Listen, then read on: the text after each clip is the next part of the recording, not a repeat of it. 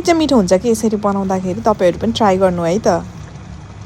Hello everyone, आज चाहिँ मैले विङ्सको करी बनाउन गइरहेको छु। हजुरहरूले कसरी बनाएर खानुहुन्छ यो चाहिँ मेरो रेसिपी हो। एकपल्ट चाहिँ हेरेर मैले बनाएको जस्तो गरेर ट्राई गरेर खान पनि सक्नुहुन्छ है त।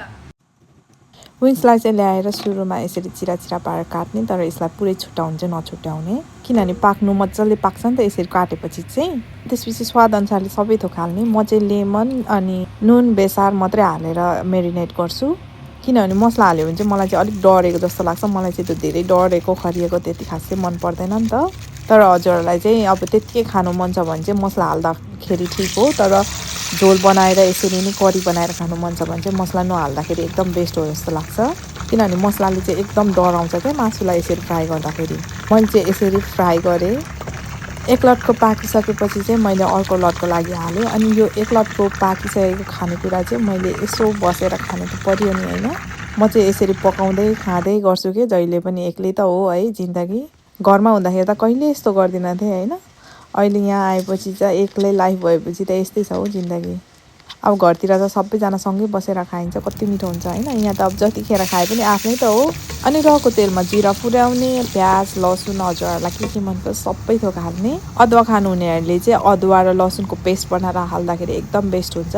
म चाहिँ अदुवा नखाने भएको भएर लसुन मात्रै चप गरेर हालेँ। यस्तो करीमा चाहिँ ल्वाङ र सुकमेल हाल्यो भने चाहिँ एकदम मिठो स्मेल एकदम मिठो दिन्छ जस्तो लाग्छ मलाई। नुन बेसारहरू त अब आफ्नो आफ्नो स्वाद अनुसारले हाल्न सक्नुहुन्छ। अनि खोर्सानी पनि एड गर्दाखेरि एकदम मिठो हुन्छ पिरो बनाएर खाँदाखेरि। तर मैले चाहिँ खोर्सानी किन हालिनँ भने मैले चाहिँ अकबरे खोर्सानी छ नि त, अनि त्यसपछि बयममा भएको अचार पनि छ, अनि त्यो पनि खान्छु म होइन। अति पिरो हुन्छ, सबतिर पिरो हुन्छ। मुखले त खान सकिन्छ, भरे पेटले पचाउन सक्दैन नि त, त्यही भएर मैले चाहिँ हालिनँ। अनि टमाटरको पेस्ट हाल्ने। अनि टमाटर चाहिँ अब चपिङ गरेर सानो गरेर हाल्दा पनि हुन्छ, तर टमाटर जापानमा महँगो पर्छ, त्यही भएर प्रायः म पेस्ट नै खान्छु। अनि मैले चाहिँ पेस्ट नै हालेँ। झोल चाहिँ तपाईँले कतिको खानु मन लाग्छ त्यही अनुसारले डिपेन्ड पर्छ है त। त्यत्तिकै ग्रेभी खानु मनपर्छ भने चाहिँ झोल नहालिकन यो विङ्स मात्रै हालेर एकछिन पकाएर निकाल्यो भने पनि एकदम मिठो हुन्छ। तर मलाई चाहिँ अब यसमा साग पनि हालेर खानु मन थियो, त्यही भएर मैले चाहिँ झोल हालेँ।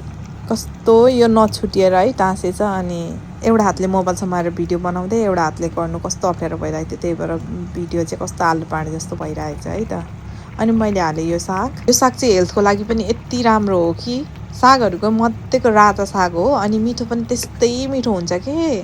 अझ मासुसँग त कस्तो मिठो हुन्छ, मासुसँग नुडल्सहरूसँग कस्तो मनपर्छ क्या मलाई चाहिँ। मैले चाहिँ यो साग हालिदिइसकेपछि चाहिँ एकछिन छोपेँ, अनि त्यसपछि निकाल्दाखेरि यस्तो मजाको भइसकेको थियो यो सागलाई चाहिँ धेरै